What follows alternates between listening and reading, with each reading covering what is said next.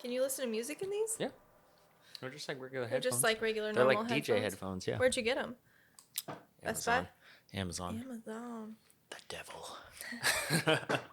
The devil to my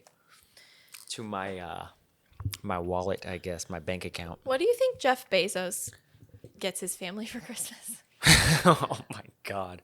Probably like Amazon's top 20 fucking best selling things of 2020. He just has like fucking 60 Alexas that make an actual Alexa person. Probably has like the He probably has like free Prime shipping for like 5 years, giving his kid like, oh my god, that'd be the worst. He probably does. It's like, what do you want? He's just like, you can have fucking anything. Yeah, that would honestly, as long as it's 2 days from now. That would be terrible. It would take all the fun out of. Oh my god, yeah. Out of getting things. Being that rich would just be obnoxious. Yeah. Almost.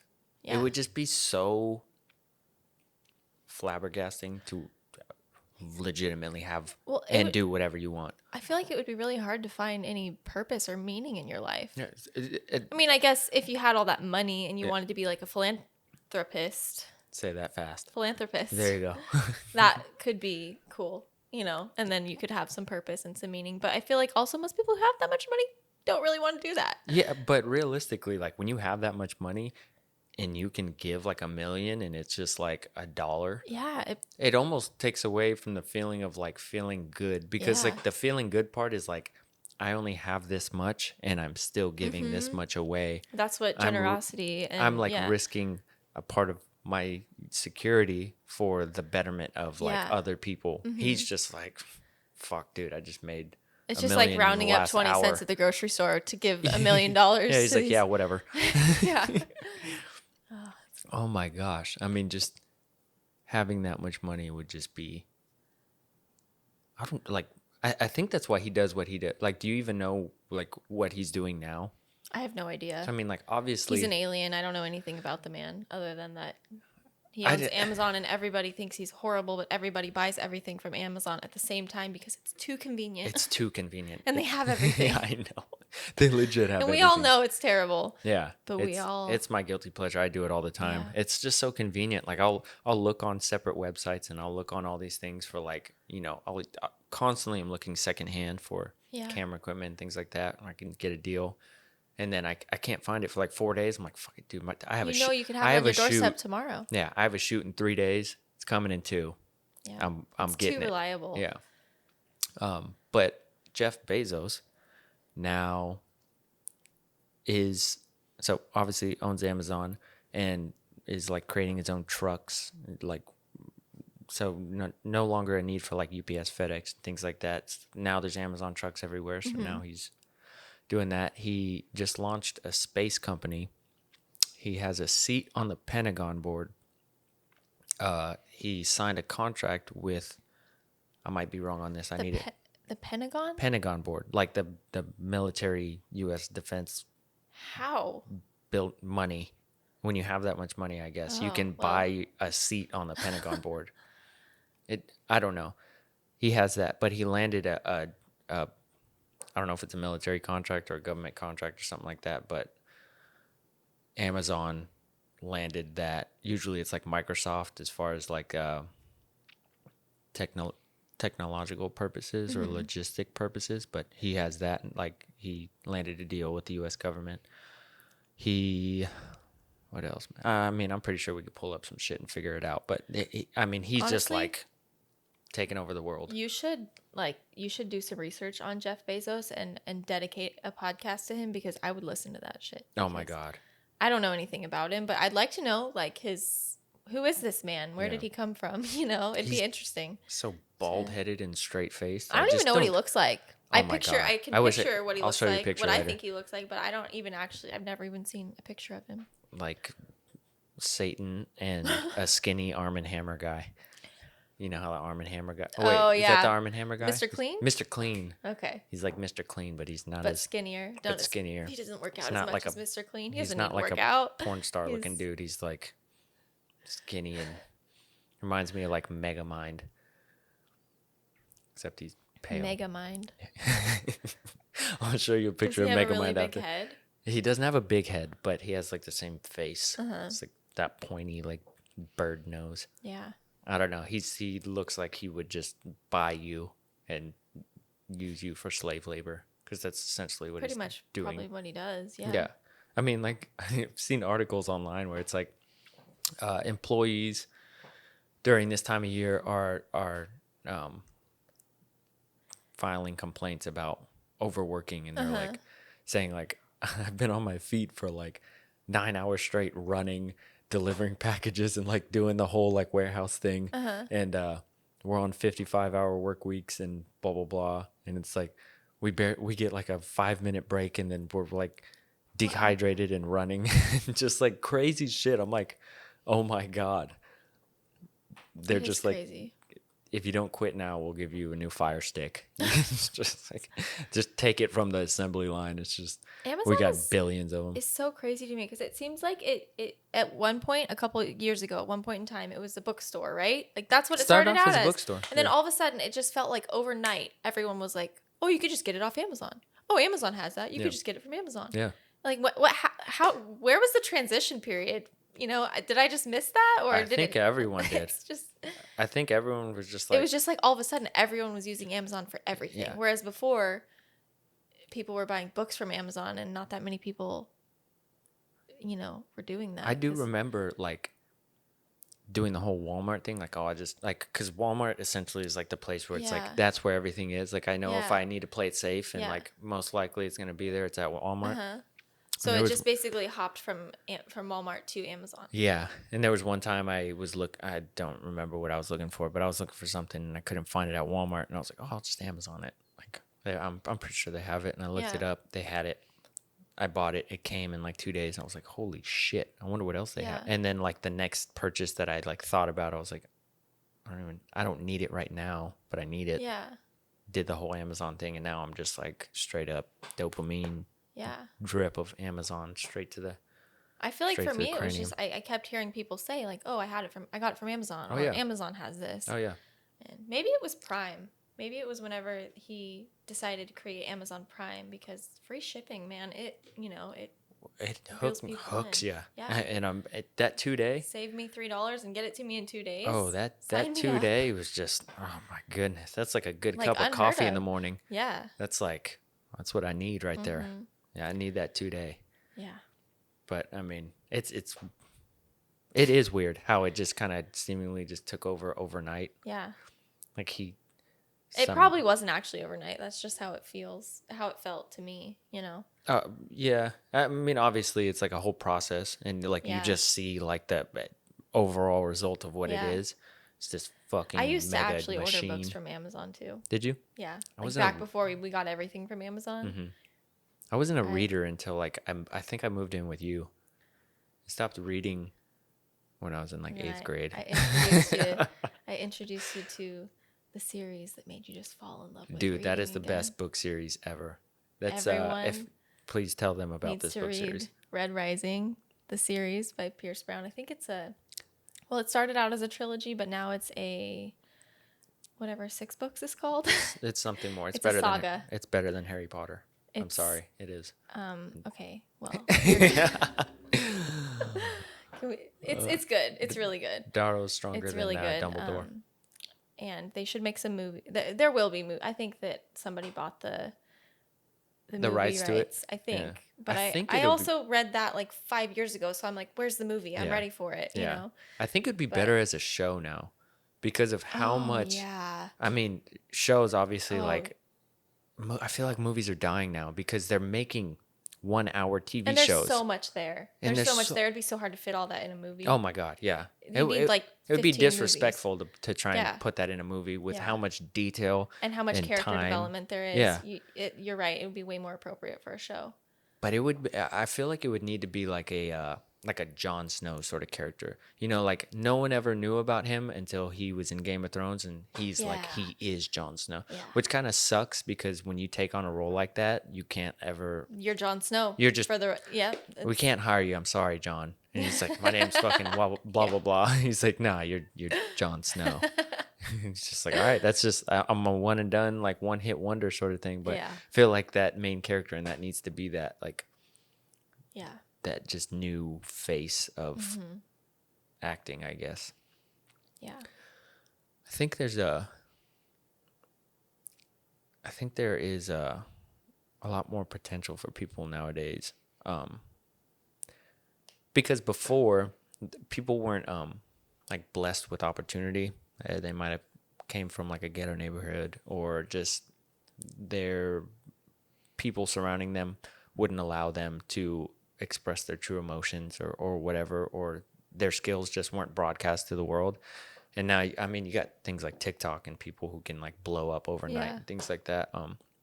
But it's crazy how much like it's allowed for talented people to be exposed. You know, like people who otherwise would have never made it are now being broadcasted to the world. And it's like now there's tenfold amount of just the most insane artists, if you know. Yeah. Besides like kicking it in your basement and like jamming out and being the best artist, like in your small town. Now you can like be in your basement and freaking broadcast it to the world, and if the world loves it, you'll just blow up and Yeah. But also, something I don't understand about TikTok and how people become TikTok famous is that it seems like some of the people who blow up on TikTok don't do anything. You got to do this. Except. Or this. Let me see, 1 second.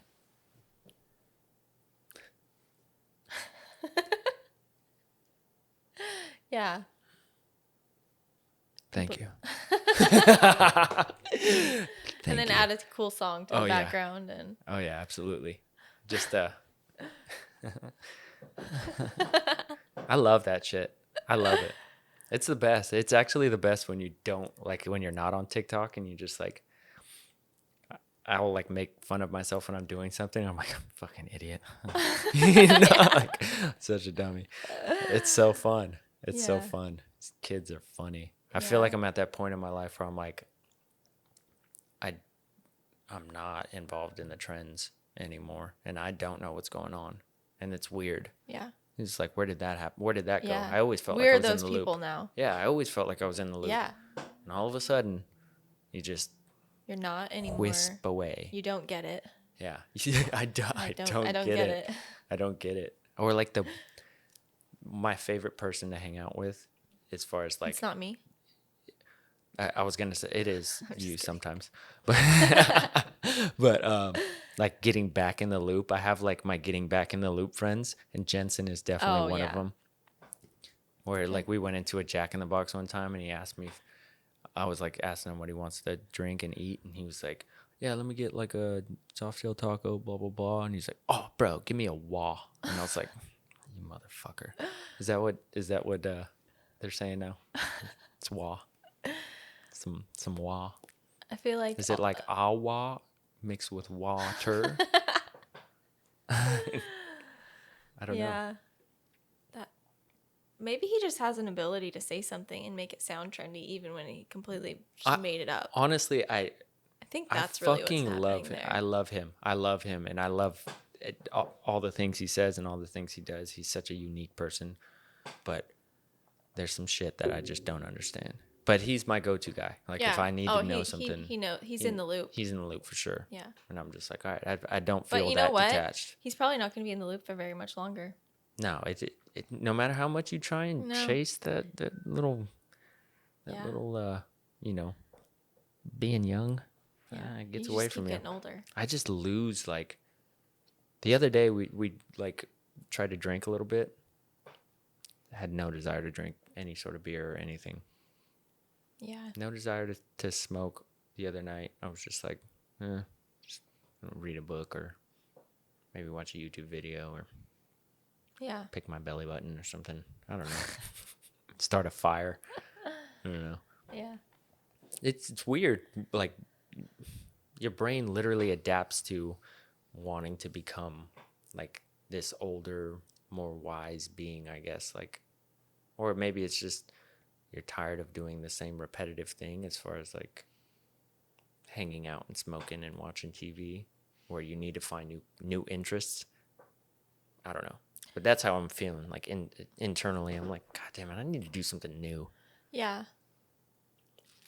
I feel like part of it's also just like, I don't know, part of the life cycle of human development, you know, and also, you know, you start feeling, as you get older, you start feeling more pressure from society to be doing all these certain things, you know, and I don't know. But it's weird. The more that I look at people who are older than me, I'm like, God damn, you're so young. And even in the mind, too. Like, met, like, a bunch of 30-year-olds before, and I'm like, dude, 30, still, like, kind of like a kid. You're, like, definitely an adult, but you're definitely still learning. Like, it's, I mean, out of 130, and we have this weird concept that that's old. Yeah. It's like, nah, like, I believe I'm, like, so explosive and just feeling amazing at 30. I feel like that's, like, prime age, you know, 28, 29, 30. But I don't know. That could be me. I'm only 25, so I feel like a young buck. Yeah, I feel pretty young. I feel like I'm getting older, but I hope that I still feel that way when I'm, like, 50, you know? Yeah. I think you can. It's all about... What? There you go. Put it right there. What? Exactly. It just sounds so crisp and clean, Jessi. You got to hit that G. You know, I think this is the first time I've ever listened to the sound of my own voice and not wanted to punch myself in the face. Me too. You know? Honestly, like I listen to myself on other audio recording devices, and I'm like, I sound like such an idiot. Yeah. Or like I just don't like the way it like fills Can I in just my take voice. this thing around with me all the time so that people are always hearing me sound like this? Dude, I had yeah. Can I just borrow this every day? You should. It's definitely it's external. It's this thing right here. Oh, okay. It's external, so like I literally can like walk around with that if I wanted to and record anywhere. Every time I have to talk to somebody, I just make them put the headphones on and talk. Talk to me now. I want to hear how good you sound. Talk about virtual reality. Yeah, seriously. I'm going to immersify this conversation real quick. I hope I don't. I mean, I kind of want to get to that point where I'm just like rocking podcasts all the time. But I mean, it might mess with my brain a little bit. Just hearing my normal sound, I might have like a little like PTSD. Like, no, I need to hear it with this beautiful audio, this rich fullness to my voice. If there was one job you can do, what would it be? Or one ability you can have. I would be a singer. Oh, I would be able to read books so fast. Like I'd be able to like just turn the pages and I'd know all the information and it would all be in my brain and it wouldn't go, like I wouldn't forget it. Yeah. I would know it forever. That sounds like a superpower. Well, it's not basically what you said. Yeah, I think so. Is that not what you said? I'm not sure. I just you thought, said like, skill. Yeah, that's a thing. That's a major skill. People can learn how to do that. There's I don't even speed reading. That's incredible. Speed reading. People can do that. They can literally like. There's classes on how. Is there a technique to that? Yeah, What there the is. hell? I don't really know much about it, but Yeah. I know it's a thing, and I'm the slowest reader. I feel like I'm a really slow reader Yeah. too. I have to. Yeah, I mean, I love reading and. I haven't been reading a lot lately, but normally I read a lot. Yeah, and, you do. But yeah, I have to be like really focused, and a lot of the times I have to like reread paragraphs because I'll read an entire paragraph and then realize I don't know, I didn't know anything. But yeah, I don't know. I'd love to learn more about it though because I think that's so cool that people can literally just kind of like look at a page and somehow all the information, and these people aren't all geniuses. No, you know? I think it's definitely like a practice thing. There's some people that definitely have that like weird trait of like understanding how to retain knowledge super fast, or it just goes in and just sticks. But because I just get freaking distracted, I'll be reading and then I'll like start drooling and like daydreaming about a video or something, and it's really hard for me. But that's the thing about reading that I love, is that like when I finish a book, I can just like look people in the eyes and just tell them facts that came from other people's mouths, and it feels so good. Yeah. I'm like, God damn it, I'm somewhat smart now. It's a good feeling.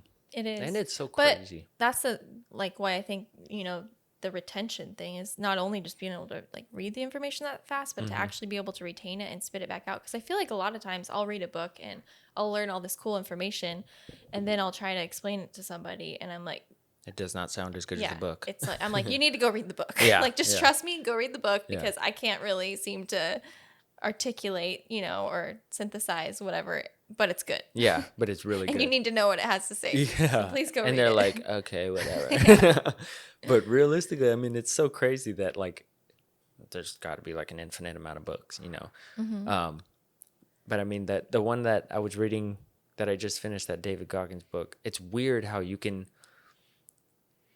I mean, I heard about it and it's a motivating book, and I knew kind of what it was going to do for me, but I didn't understand how it was going to, like, speak to me with the way in which people write sometimes. It's like, it's actually motivating. Like, words on a piece of paper literally can ignite your life and literally make massive amounts of changes to your everyday, the way you view things, the way you decipher knowledge and spew it back out.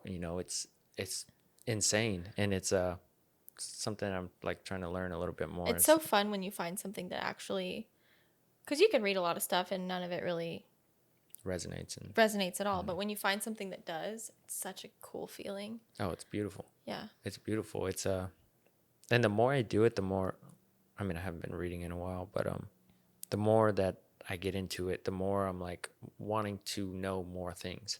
Yeah.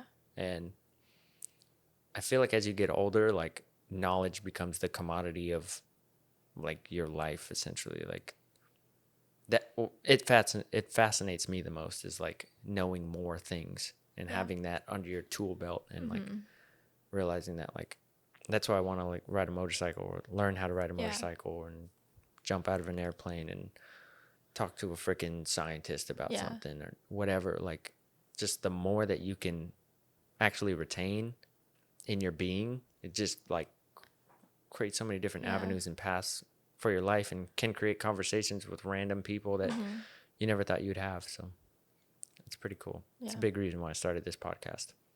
I also feel like, though, the more that you know, like, the more that you learn, the more that you realize that how much you don't know. Oh yeah. And it's very humbling, for sure. Yeah. Like, I'm like, ah, damn it, I'm a dummy. And I don't like that feeling. Like, especially when I talk to someone smart. I don't like that feeling either, but I think that's a better feeling than, like, being a know-it-all. Like, I'm thankful that I'm not like that. Yeah. Like, I don't know shit, and I know that. But if you have that, mentality, then it enables you to learn. But if you already think you know everything, then you can't, there's really not any room to, I feel like the know-it-alls are the ones that either, like, were really smart in high school and then got out and then started working at QT and just spew out the random facts that they went to college for one semester at, or they're the people that, like, were crazy smart in high school, crazy smart in college, and now a professor, and they just, like, it's almost like it's their profession, so they need to be this persona of smartness, I guess. And I like listening to them, and I like listening to people like that. But you could definitely tell that it's like they have their ego wrapped around their intelligence. Yeah.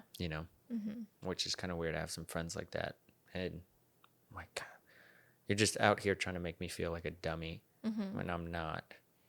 I'm like, I see what you're doing. I have street smarts, and I understand the way, like, body language and emotion works, and the tone of voice, and the way you're directing this information to me. It's from here talking down and not eye level. Yeah. And that's like I don't know. That's something that I've always wanted to work on with myself. Like, always trying to see eye level with people. Yeah. Even if I know more, especially in camera stuff. Like, I've met some people who are just starting, and I'm like, oh, I know. Like, I could fucking school them right now. I could teach them so much right now. And I have had times where I'm just like, why are you doing this? You should do this, this, and this. And why are you doing that? Like, no, don't put your shutter speed ISO at this. Do this and do that. And then I, like, come back home, like, why did I do that? Why was I up here? Well, the thing is, I mean, you probably do maybe know more than them, and you probably do have valuable things that you could teach them. But if you are thinking about it like that, about all the things that, then you might miss the things that they could teach you, because just because you are a little bit more knowledgeable doesn't mean that they also don't have something that you could learn from them, Yeah, exactly. And just think people are interesting. Like, everyone has their own their own perspective on everything. And you could learn something from anyone. From anyone. Because everyone's life is extremely unique to them. And my life is extremely unique to me. Mm-hmm. And it's just a cool life, man. Just, I think the thing I'm learning most right now is like having that kind of mindset, but also showing up for myself, like trying to have an ego where it's like I'm confident, but I'm not overconfident, which I know it seems like that, and I'm so sorry. You're not overconfident at all. Oh man, I'm a fucking beast. But I'm just confident. All right. I know I can get it done. I get it done. But also trying to be like really present and knowing that like I do have a responsibility as far as like if I go to a friend's house or something, or if people come over here, like I have a responsibility in myself to be the best version of myself that I can be in that present moment, because that creates the possibility of an experience for everyone else. Mm-hmm. You know, if I'm happy and I'm joyous, somebody else might have a bad day come in, and I might have changed their day and made them happy and created an experience that otherwise would have never happened.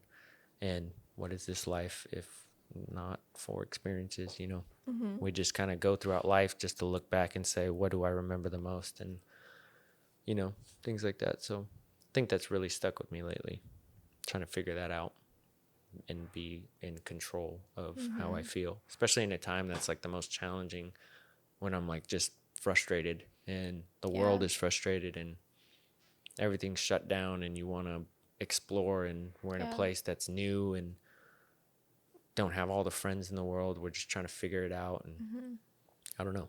It's I think it's a good learning time. Yeah.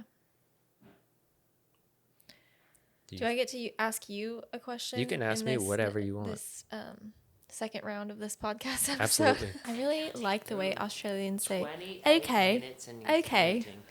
I think that would be my superpower if I had one, would just be Australian. Instead of being able to speak a foreign language, you just want an Australian accent. I just want to be Australian. Oh, that would be you would be Australian, not just have an accent. That's like a superpower. Australians are, all right. They're so chill. Outback. Yeah. The Barbie. Like, they're always chilling with the Barbie. They are. Welcome to the Outback. Was Steve Erwin Australian? Yeah. The Outback. Croaky. It's a beauty. I love that shit. That was the best. As a kid, I was literally like, holy fuck, he's about to go wrestle an anaconda. And he's like, oh my God, it's a beauty. He's like, what the fuck is that? He was a fucking G. Dude, I don't know if there's any like G's out there. Like, I mean, somebody can probably humble me and let me know. Send me a link to a G who's like an animal man like that. But God, he was a gangster. Yeah, for sure. I mean, there's people like Les Stroud who will like stay out in the wilderness and stuff at night, gangster. But I mean, as far as just like legitimately loving like a crocodile that's like trying to take your head off, he's like, oh my God, it's a beauty. He just goes and gives it a hug, and it's like trying to fucking eat him. He's like, I love you. Yeah. He's like, all right, now to the next one, mate. He's just whoa. Yeah. You're either crazy or just you were on some sort of other wavelength with animals. Like, maybe both. I think it takes a little bit of both in everything that you do.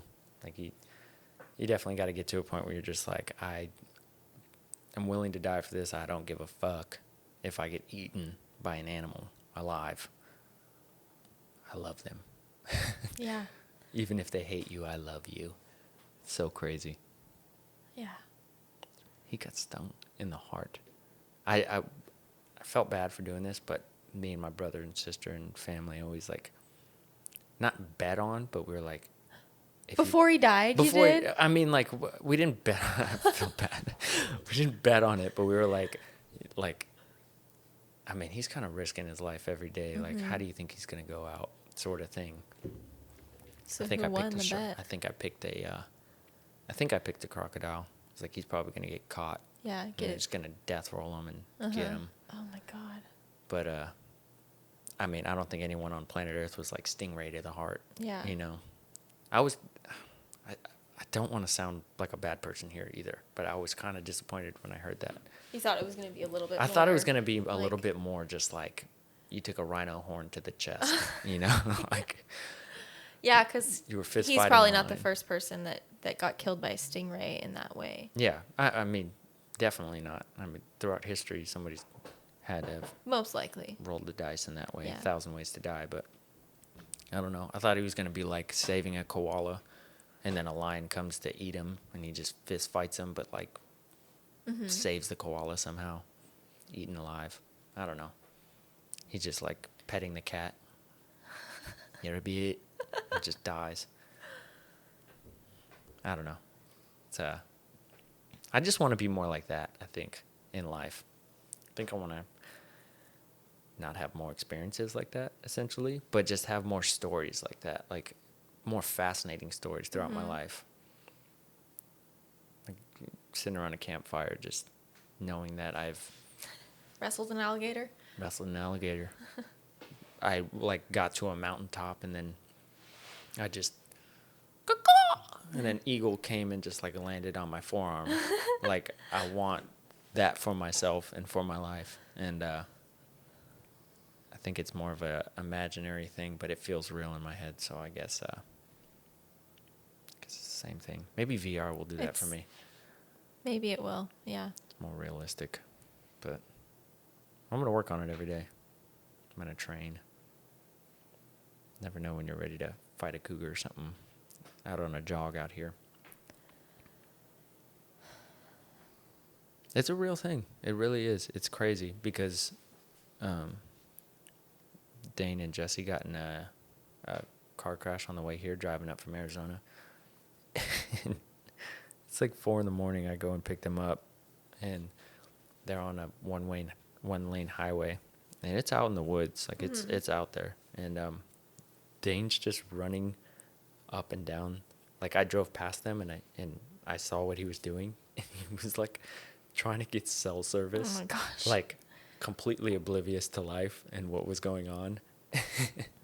And it was pitch black and it was just like cougar country. Yeah. Like he could have just got fucking jacked real quick. And I think people it's weird.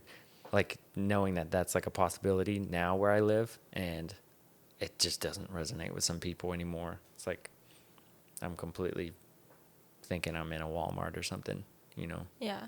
Mindset. Like I don't deal with cougars ever, you know? It's a real possibility out here. It's pretty cool, but it's also terrifying. Yeah. I don't know. I hope if a cougar ever attacks me that I hope that they just... You gotta bite it back. Fucking get him. I think I'd surrender. I think I might just... Would you? I don't know. I feel like I would try and do some... No, I wouldn't surrender, but I would try my best to get some jiu-jitsu moves on him. I would try my best. Coach Chris is going to be on here, hopefully, soon. It's one of my jiu-jitsu coaches. He's a badass, but I feel like he legit would know what to do. Okay, well, I'm going to listen to that podcast, and then we can come back to this conversation, because right now, I'm like, if a cougar ever attacks me... You're freezing up. I'll see you wherever we go next. Well, I know you saw when we went on that hike. Where was that hike at? Out by Mount Hood or something. We heard that noise in the bushes. I was ready to... Man, I was ready to fuck that thing up. I don't know what it was, but I had my knife out, and I was ready to go. I was ready. I was a little bit ready to fuck that thing up, and I was also a little bit ready to die. I was like, because I thought we might. Yeah, so. I was thinking like, I'll take this thing on. You guys like belly roll all the way down the mountain, just like you guys got a better chance going that way. Ridiculous. That was a really cool hike. That was fun. Yeah. What's one of the coolest places you ever been? Outside of the country and inside of the country. Inside of the country, probably Havasupai. It was... Oh, my God. Like a different world. And outside of the country, I don't know.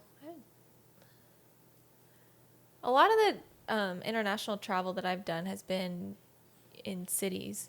So not necessarily like, but you guys have done hikes in like, where did you go? We went to I went to the Philippines last year and went and swam with the whale sharks, and that was really fucking cool and out of this world. And you say you don't have any stories, Jessi. I was just saying how I want to live that kind of life, and you just did that Steve Erwin shit. I mean, no, that's not Steve Erwin shit. Those things are nice. They won't eat you. That's some Steve Erwin shit. No, it's not. There's nothing scary about them. There's big. Nothing scary about a whale shark? I mean, you're jumping in the krill, ocean. You know? You're basically like a krill to that thing. Or you chill. Yeah. It was cool. It was cool, but I wouldn't have done it. That's a dream of mine for sure. I wouldn't have done it. So that's a 1 gazillion %. That is like one of the biggest dreams of mine for sure. I've always seen that on TV. I'm like, I want to swim with a whale. Doesn't necessarily have to be a whale shark, but I want to swim with a whale one day. Dolphins, but like out there in the water and in the ocean. Yeah, that's insane. Yeah. Are there any other magical stories you're just withholding from me that you think is just an everyday activity, Jessi? No, not really. No. I mean, there are some stories that were magical to me, sure. Yeah.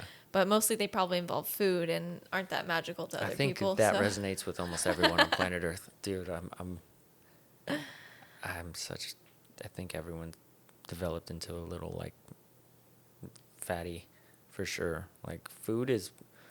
It's so crazy to think that that is like one of the, obviously it's like one of the hardest problems that we face in America. It's like over 50% of the population is overweight and completely like, I mean, not okay with it, but they will choose constantly to eat and overeat and eat the worst foods for you because it tastes that good. Mm-hmm. That's crazy. It's always blown my mind like that.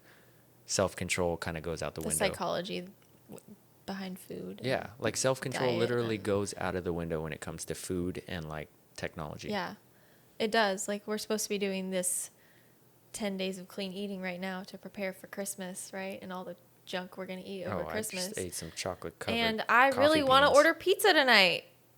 I really want pizza. We already cheated. Let's go. But, yeah, exactly. Dude, New York pizza. Yeah. Dude, New York pizza on Hawthorne Boulevard. Shout you out right now. That place is bomb. It's bomb. Dude, get that buffalo chicken. And it's... with the dip. It's always hot and... It's ready to go. Yeah. The people are so damn chill. They're so Portland. Mm-hmm. Everyone wears a beanie in there. They don't have name tags. They just are all named Chet and Chad. Anything that starts with a ch... It's on. Uh-huh. It's like Chelsea, Chet, and Chad are working in the back today. Yeah, it's pretty fun living here.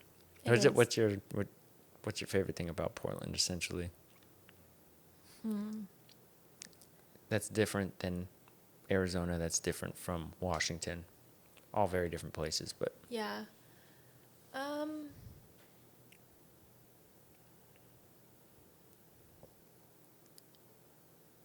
Favorite thing. There's so many things I like about it. Well, what are some of the things that just kind of I think for me it's really cool. It's really cool to live here because I still I remember because I grew up in Washington, an hour and a half north of here in Washington, and we used to come to Portland all the time, and it just felt like such a different world and a different place. And I remember like walking around the city and just thinking like, people live here. Like, people live like this. It's so cool. And so that's one of the coolest things to me about living here is like I still walk around and feel like that. Yeah. Like people live here. Yeah. Like these, cool little. There's no place like it. It really isn't. The neighborhoods are so like eclectic, and they're just kind of all.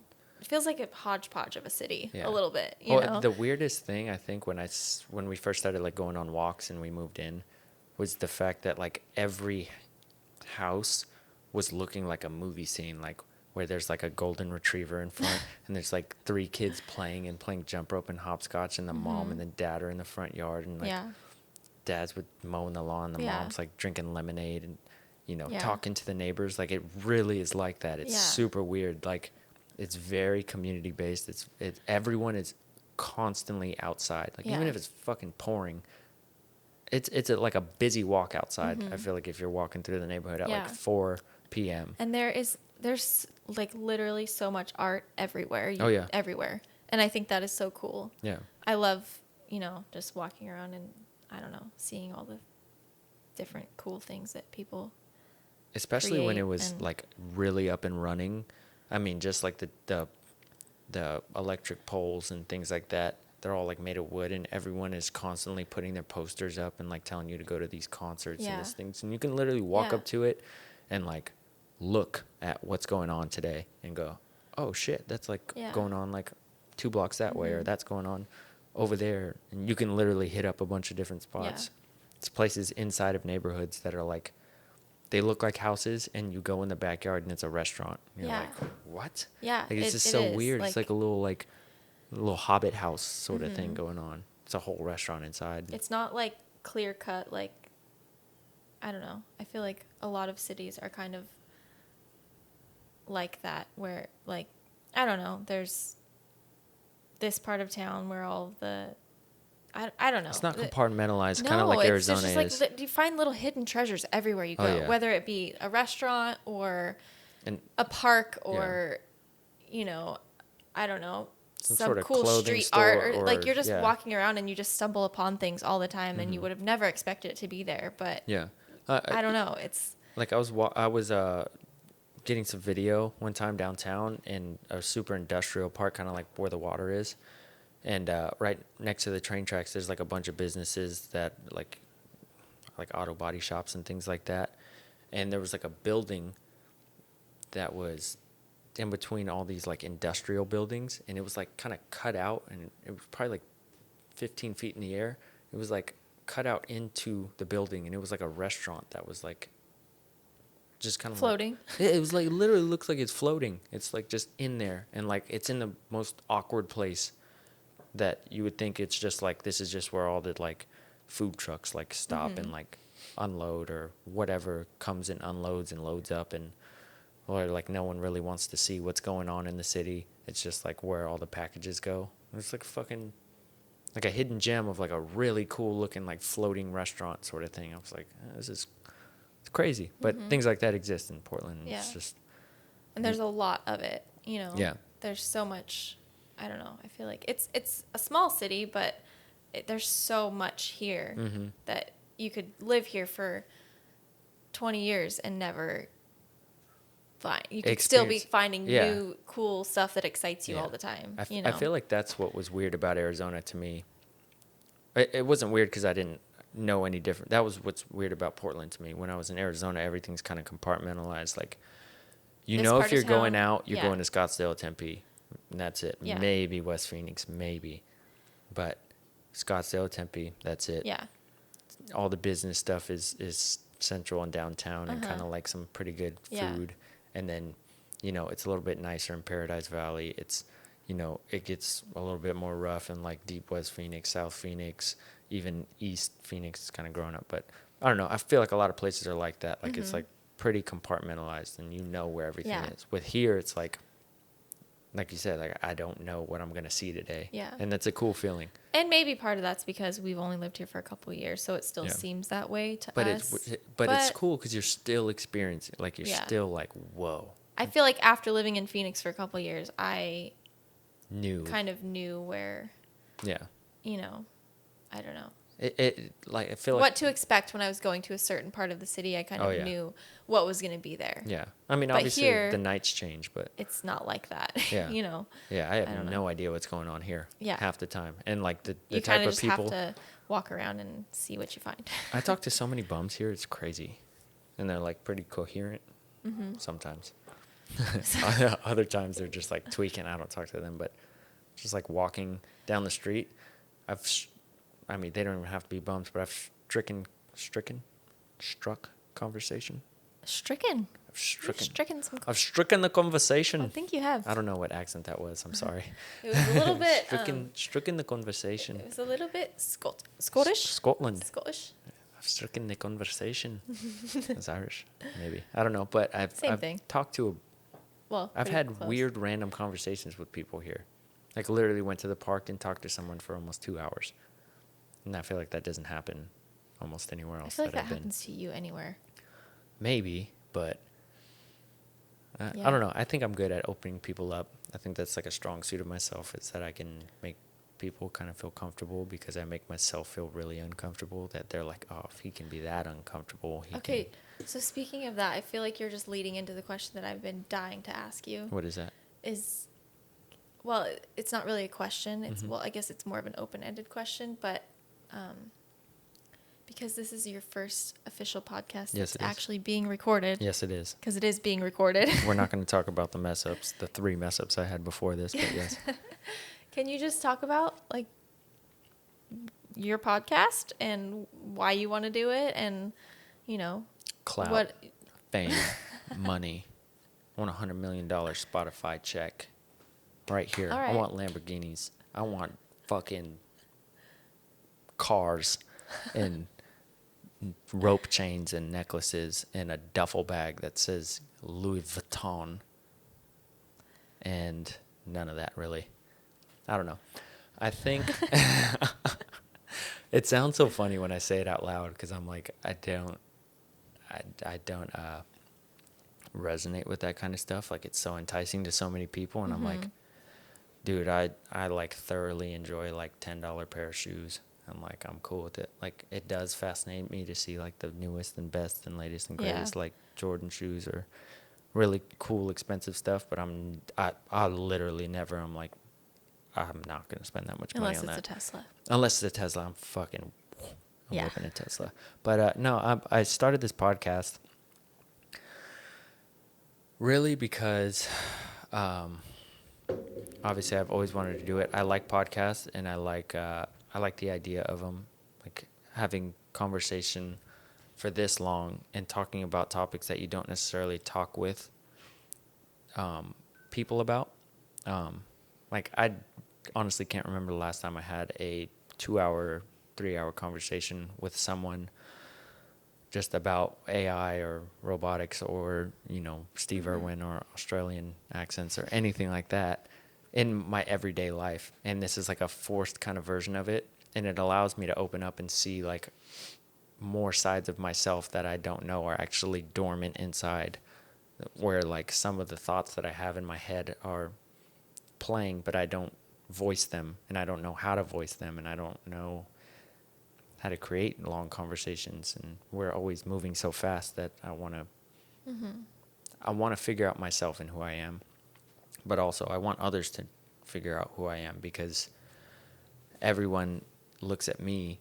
I mean, I feel like even my family now and anyone I meet from here on out is like, you're Brandon, the cameraman, and you have a camera, and that is what I portray. That is what I put on all my social media platforms. It's what I do every day of my life.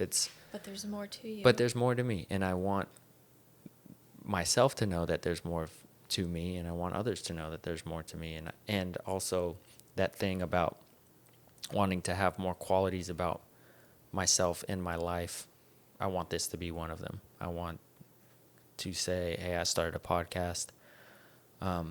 And I do believe this is going to be like something that is extremely explosive in my life. Like, I do believe I'm going to be extremely successful in it, because I don't have expectations about it.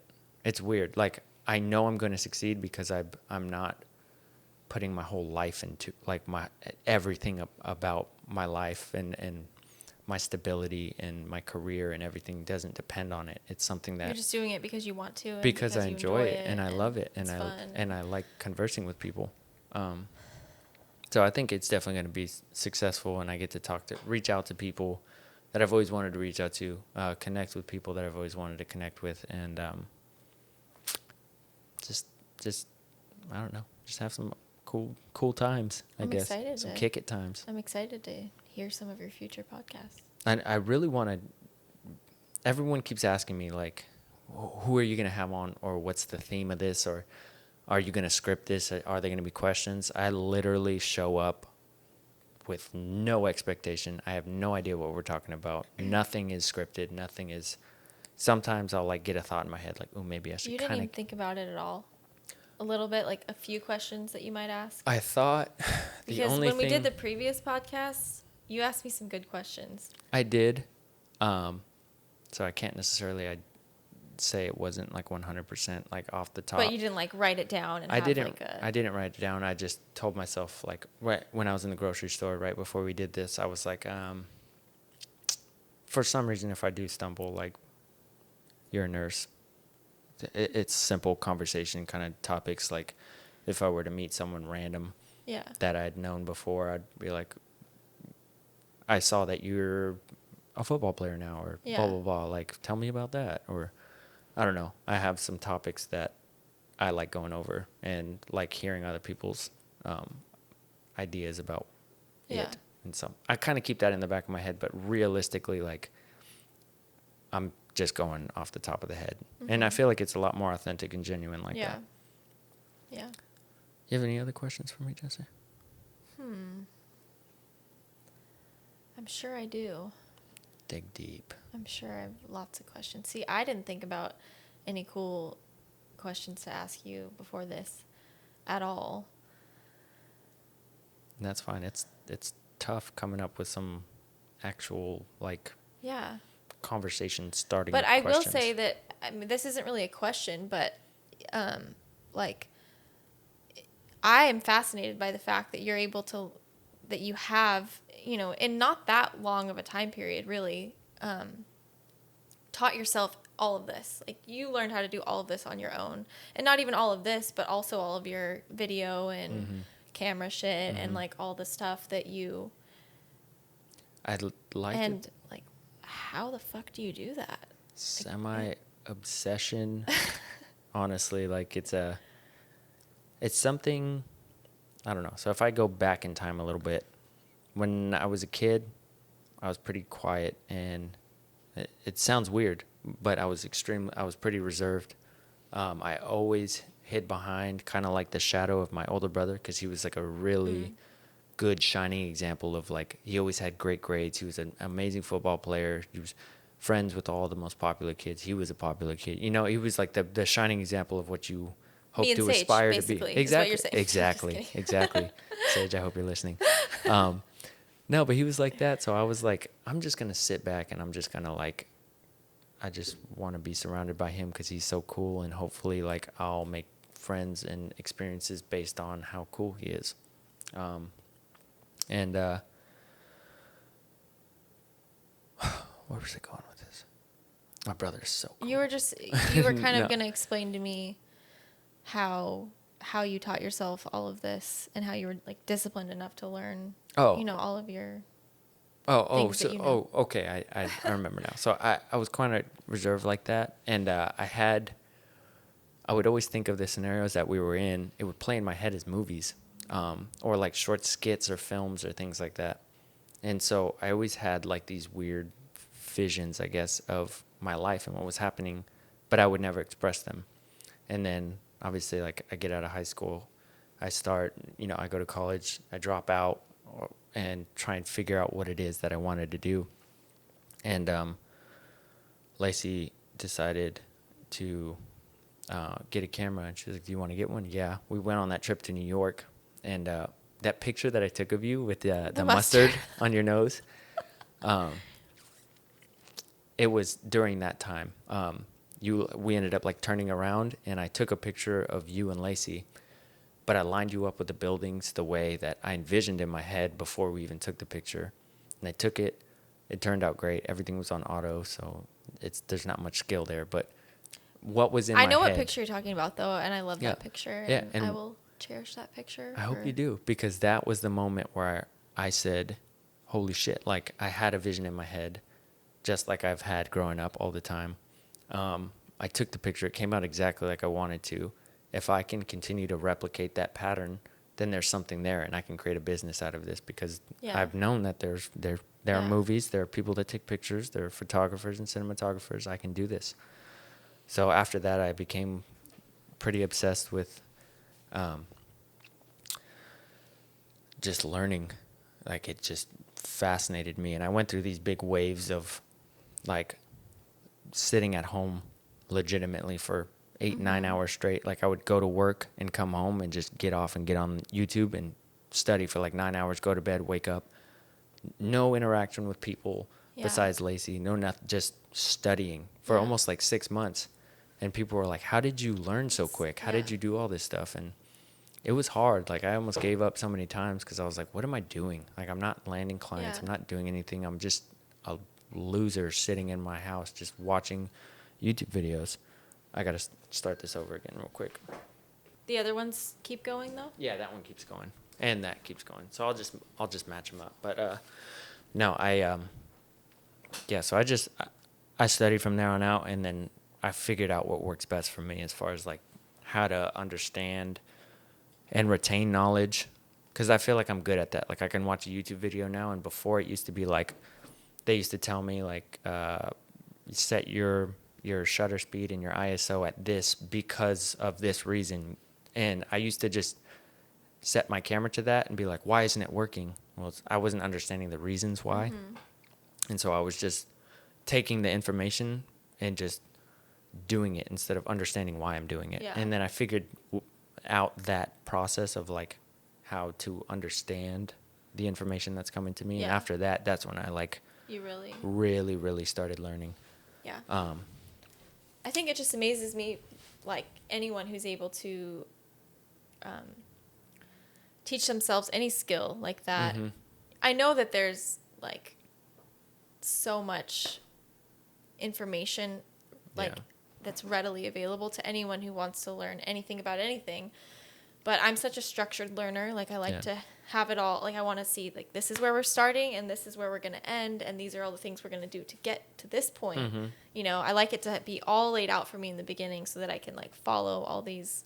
But when it comes to something like this, it's not like that. You kind of just have to. It's your own personal desire to want to learn. That's the weirdest thing is, I hated going to school, and I hated learning the way, like, that structured system, like Monday through Friday, this is the way you're learning, and you have one teacher, and it's being broadcasted to 32 kids or whatever it is at the same time in one way. And I didn't learn like that. Like, it just didn't stick, and it didn't entice me. And then I figured out how I liked learning and figured out what I liked learning. And now I have a different way of, like, approaching it. I understand that. And that's what's hard about the schooling system is, like, I get it. There's a bulk of kids every year that need knowledge and education. And you can't individually go there one by one and pick them out and say, hey, Timmy, you're failing in math here. How do you like to learn? It's not like that. It's like, you got 35 minutes. I'm going to teach you what the book says. Then you're on to English, you know. And it just, I don't know. It's tough. But it's, I think the biggest turning point in my life as far as learning goes was probably taking mushrooms. I think taking psychedelics was like changed the fabric of my entire universe. Really? Yeah. Everything about it was, it allowed for a new way of thought. It allowed for the question why to pop up in my head. Like, you never taught, like, why am I doing this? Or why does this happen because of this? Or just that question of why I began to ask myself throughout all realms of my life. Like, why do I feel like this? Why? And then you examine why you feel sad at this point. And, well, it's because you're not working out, you're not eating healthy, you don't have consistent relationships, when you don't have all these things going on, or you do, or whatever the case may be. It's the self-examination of that experience allowed me to create what I have today. And it's really cool. It's so cool. Really interesting. It's so cool. I like to learn. So every time I hear you talk about mushrooms and all the things you've learned about yourself and all the things, you've just learned in general from your experiences, it makes me want to try it so bad, but I'm just too much of a little scaredy cat. It's okay. I'm excited to see that it's being integrated into the medical system. Yeah, I am too, actually, because I feel like if there's actual data and, hopefully there will be now There is more studies a lot that more will studies actually taking be able place. to be published and everything because it's legal now. That I don't know. I feel like if you could actually go to a store like you can go to the pot shop and you can look at all these different strains of weed and you can read the description of like, this is going to make you feel euphoric. This is going to, make you feel whatever. Yeah. I don't know if they could give you like a little bit more of a description of like what you might actually experience when you take this mushroom. I don't know. It maybe would take a little bit of the fear out of it. And the fear is what I'm afraid of. Yeah. I'm afraid that my fear is going to make me like have a bad trip. Yeah. And that's completely understandable. And knowing firsthand the experience, and you're like, you don't have to worry about that. It's fine. Like, there is a possibility for that. And I think it comes from the fact that they have been shunned for so many times, for so long. And it's been hidden from society and kept away, that it puts a negative connotation on it. Realistically, these things are healing properties. Like it's a serious. And you can pick them out of the ground. Yeah, but like, it's a very serious thing. It's not a party drug. It's not something you just go and just take. It's something that you're going to do to expand your mind, to expand your way of thinking, to submit to a higher form of knowledge that is trying to teach you something, and you're trying to heal within and make sure that you are the best person that you can be for everyone else. And sounds I think super spiritual. It's super spiritual, and the more you make it spiritual, the more spiritual it gets. And it's not like you don't have to have any specific religion or anything going into it, or you don't have to feel spiritual at all, but it is the feeling of the way your mom loves you. It's like, it's natural. It's like feeling hungry and eating food. It's very just like it's meant to be. It's what the human body was made for. It's that kind of feeling and emotion and thought that transpires within you, which is really cool, because that's actually how I created Wild Productions. Taking mushrooms is the reason why I have my Wild Productions as my name, essentially. Okay. And like the idea behind my business. Because I was taking mushrooms with Dane one time, and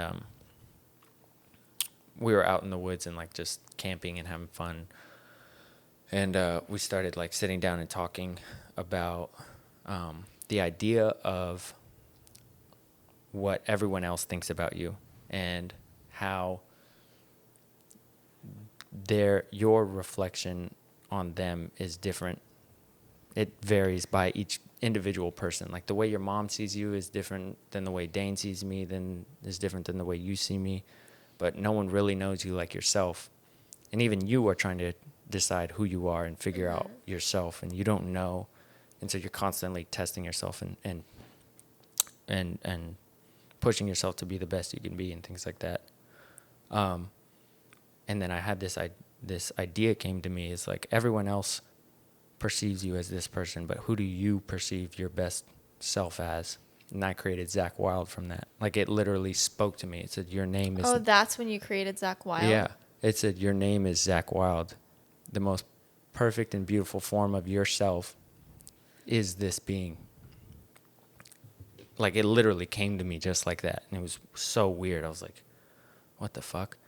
And I was like, all right, I guess I'm Zach Wild, the persona of the happiest me, the healthiest me, the most badass me, the most motivated, the most loving, the most caring, kind person that I can be is this person. So when I wake up, I have something to compare myself to. It's like, your best version is Zach Wild. What would he be doing right now? So if I want to be lazy and watch TV, or what would Zach be doing? And so I took Wild from the back end and put it into the business, and put Wild Productions. And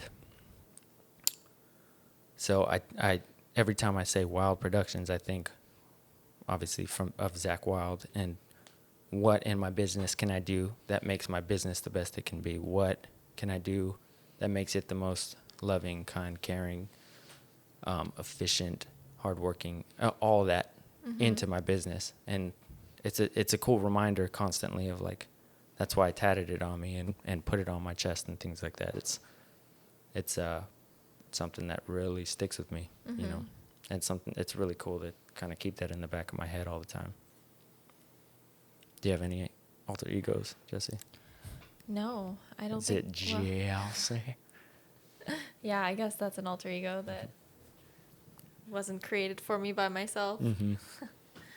No, I don't have any. Well, I guess I probably do have some alter egos for sure, but I don't have names for them. Your badass self. I just have, my normal self and my crazy self. Yeah. You definitely have a crazy side. I do. I love it. It's awesome. Your normal self is very cool too. It's not awesome. It is. No. You gotta tell yourself it is, Jessi. I'd rather just, not think. I don't know. I'm just such an overthinker. That's the crazy thing about me. I think way too much. But if you about things that don't need to be thought about that many times over and over, it's a practice though. I think everyone does that. Yeah. But when I do it, sometimes it makes me feel crazy. Yeah. I mean, I think we all do that, and I think we all feel a little crazy in our own ways, and it just takes a lot of self-reflection to, like, self-analyzation to really, like, sit there and go, like, in the present moment, what am I thinking? Yeah. Like, how am I thinking about myself? Why do I feel uneasy? Why am I not calm? Why am I not confident? Why am I not all this stuff? And from there, you can build. But the trick is that in order to do that, you have to actually be willing to pause, which is such a hard thing to do in our world that is so fast paced. Yeah. Yeah. You don't have time when really it would probably in the long run save you so much time that you wouldn't be wasting on, these negative emotions or these thoughts that you're replaying over in your head that really probably aren't helping you in any way. They're just hindering you, And it's hard because you get trapped in there. I mean, in what seems to be the right answer kind of nagging in your head, even if it's a negative one. It's like you kind of submit to that and in your being, and you're just like, I guess that is how I feel. I guess that is the way that things are really playing out in my reality. And realistically, like, it's just up here. And you do have a choice to say, nah. But realistically, like you said, it's not that easy. It really isn't. It's extremely hard. I think it is and it isn't at the same time. Yeah, it is and it isn't, because it's so simple. And I was meditating one time, and it was the weirdest thing ever. I was standing like right here, and I was staring out the window, and was just like focusing on my breathing. And I always have like these voices that come in my head, and like it's a consciousness kind of talking to me. And it said, why are you always, or what makes you think you can accomplish tasks when you can't accomplish the task of doing nothing at all? It's like, if you can't do absolutely nothing, how can you do something? Yeah. And I was like, that's so weird. Like, we immediately get up and go and are racing against time to accomplish things, but we literally physically in our bodies, like, are restless and shake when we do absolutely nothing, and we feel anxiety and pressure. And it's like, nobody cares. Like, what you're doing right now, being nowhere, being nothing, just breathing and experiencing life without the anxiety of needing to accomplish something, is something the vast majority of the entire world doesn't do. And it's crazy. It's like, you can't just sit still and do absolutely nothing. It's like, no, I can't. It's crazy. It's so hard. It's hard. It's so hard. I mean, it's still super hard for me now. I'm like, do you, when you meditate, do you use any sort of assistive meditation guide, or do you just kind of do it on your own? Do you set a timer, or do you just do it until you feel like you're done? I'm a little half and half. I think I'm moving now towards assisting, because before like when I was like doing a lot of mushrooms and doing all that stuff, I was getting really spiritual and doing yoga all the time, and I felt like I can slip into the zone very easily. And then I kind of dwindled away from it for a while, and I feel like I'm finding myself coming back into that realm, but it's harder for me now. Like I'm like, it's like riding a bike, but I just can't remember exactly how to ride it. Yeah. So I feel like that assisting thing is like, it's actually really beneficial. Like plugging headphones on and just like having a guided meditation happen while you're just breathing, and just, it'll tell you like focus on your breath and just remind you. Yeah. And it's like, let go of everything. And you're like, okay, it's not me saying let go. It's just, and then you go, okay, I'll let go. And you know, it's nice. Honestly, I like it. And I find myself doing that for like almost everything I do now. Like I like working out to workout videos now. Yeah. Or just working out with like other people and stuff. I feel like it's always it's always more motivating when you're distracted by the fact that you're doing this with a purpose, like with a group. You don't have to have your stupid ego in the way, like kind of nagging at you and being like, why are you doing this? Like, you're uncomfortable, get up, like move around. Like, you don't need to sit down. Like, you can get up and do whatever you want. It's your life, blah, blah, blah. You know, you're kind of more focused on a task instead of that. And then inevitably, I think I'll get to a point where I can do it solo, but you know, we can meditate after this. Okay. I'll definitely have to pee first. I'm going to need some pizza. Should we get some pizza? Or a salad. I'm hungry. What if we get a salad pizza? Pepperoni, salad. What if we got a pizza buffalo and salad? Buffalo chicken salad. What if we got salad. a pizza and made a salad? Diced it up. To have on the side. That'd be good. A little half calf. Yeah. Gluten-free bread. No. I mean, I don't know. It's probably if good. we're going pizza, we're going all in. I mean, I'm sure that gluten-free pizza crust probably tastes good too. I don't know.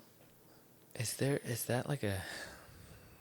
Are you seeing that more nowadays in the hospital system? This gluten-free... Gluten intolerance? Yeah, this weird overall, like... Or is it... You think it's like some sort of trend going on?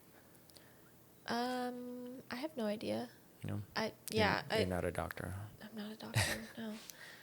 I mean, I think that there are definitely people who have like a sensitivity to gluten, and then there are people who actually have celiac disease, and they have a, life-threatening intolerance to gluten. But I don't know. I gave this kid one time. I know. I remember that story. I was serving him in a restaurant, and I gave him, he's like, I'm super celiac, and there was like a party of 10, and they all got up and left, and the mom was like, look what you did, and like left. I was like, oh my God, I'm like 18 years old. Like, I'm a dumbass, dude. I literally was like punching it in, like, fuck this job. This kid's life is just in my hands. Oh man, I do not miss serving. But no, we don't have to stay here all night. I just wanted to say thank you for coming on, Jessi, and thank you for being an awesome roommate and an awesome person and sitting down and talking to me on the Brandon Cruz podcast, the BCP. Well, thanks for having me. You're welcome. I know you're going to have a lot of other guests who are... There's going to be a lot of sick people coming on. Yeah. And it could be you. Some super... Could be you. So I'm excited to see where you take it. Well, thank you very much. I like listening to podcasts, but it's always hard to find. I always struggle with finding one that I actually want to listen to. So, but I'm going to want to listen to yours. So we're going to be going over some pretty crazy topics. So, I mean, I better start reading more books, but... I hope that you do one on Jeff Bezos and his, like, I don't know. I just think that would be so interesting. I'll go, like, mega conspiracy theorist, like, fucking put on eyeliner and paint my nails black and be like, dude. Like, just, like, fucking bug out. Just take, like, 7 tabs of acid and just, like, my God. Let me tell you, dude. You know? That'd be fun. Love you, Jeff. Thanks for all the packages you've given me this year. It has been way too many. I've spent, like, I don't even want to see. If they did, like, like that Spotify thing of, like, your total number of freaking purchases this year, I'd be like 2020 wrapped Amazon edition. I legit. Please don't do that because I would legit. Oh, that would be actually really cool. No, it would be not cool. No, it wouldn't be cool. But I mean, oh my god, I feel like such a piece of shit. If they could show you, like, I don't know, when you're most likely, I don't know what you're. They could trend like when you're most likely to buy more things. Or oh my god, that's every week of every day of every month. I'm like, what can I buy next? And then I'm like sitting there thinking like, ooh, it's my friend's birthday. Like, oh, what did they do wrong that they don't deserve a present? What did I do right that I deserve an Amazon gift right now? Yeah. Just gift myself at random just to make myself feel happy. I did that a couple times. But, oh yeah, 2020. It's going to be a year to remember. It is, for sure. And that is when this podcast started. So thank you very much, everyone, for watching. Appreciate it. Jessi, thanks for being on here. Thanks for having me. Amen, sister. Let's get it. Peace. Peace out. Fuck, it wasn't recording.